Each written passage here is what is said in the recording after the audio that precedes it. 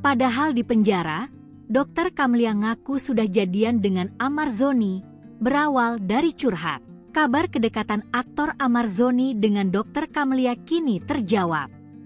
Sebelumnya, Amar Zoni dan Dokter Kamlia digadang-gadang memiliki hubungan yang spesial. Hal itu buntut Dokter Kamlia kerap menjenguk Amar Zoni yang kini tengah menjalani hukumannya di penjara akibat kasus narkoba. Dokter Kamlia pun kini secara terang-terangan mengakui dirinya dan Amar Zoni telah resmi berpacaran. Diakui Kamlia, dirinya saat ini memang kerap menemui Amar Zoni di lapas hingga mengurus semua kebutuhan sang aktor. Kemudian, Kamlia membongkar alasan dirinya bisa jatuh hati kepada mantan suami Irish Bella itu. Rupanya, Amar disebut selalu memberikan perhatian lebih ke Kamlia.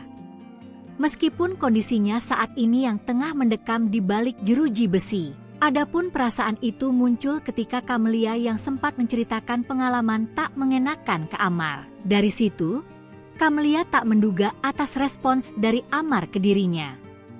Sehingga ia pun jatuh hati kepada aktor 31 tahun itu.